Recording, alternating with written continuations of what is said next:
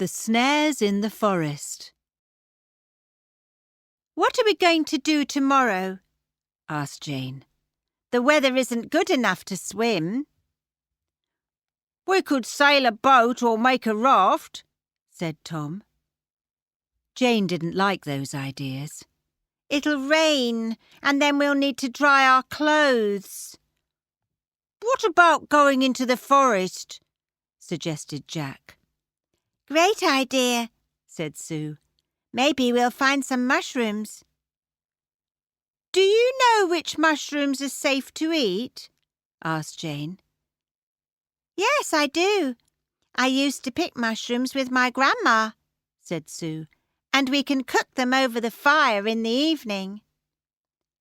The next morning, Jane, Sue, Jack and Tom walked up the hill behind the campsite and into the forest. They didn't find any mushrooms, but they found a snare. In it, there was a young rabbit. The snare was around one of its legs. The children carefully removed the snare and picked up the rabbit. Luckily, it wasn't hurt, and it ran away. "Snares are bad," said Sue angrily. The children looked around and found 2 more of them. They took sticks and poked the 2 snares until they pulled tight. Then they put the snares safely in their rucksacks. "Don't forget the one which caught the rabbit," Jane said. "No, let's leave that one here," Jack answered, "because I've got an idea." "What's that?" asked Jane. "I'll tell you later," said Jack. "Let's go back to the campsite and have our dinner." After dinner, Jack told the others his plan. Before it got dark, the 4 children walked up the hill and into the forest again.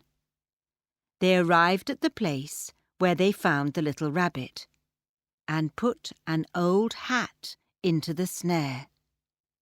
Then they tied white T-shirts onto sticks and hid behind some trees. They waited until it was dark. After half an hour, they heard 2 people talking. The voices were coming closer very quickly. Then they saw 2 of the oldest boys from the camp. "It's here," said one of them. "Look, there's a rabbit in the snare," the other boy said. "Let's take it, set the snare and go back. I don't like it when the forest is so dark." The boy went to pick up the snare. At that moment, Jack shone the torch at the T-shirts. The others made horrible noises. Ooh! Ooh! "Ghosts!" one boy shouted. "Let's run!" The 2 boys ran away as fast as they could. Jack, Jane, Tom and Sue looked at each other and laughed. "Those 2 boys won't set snares anymore," Jack said.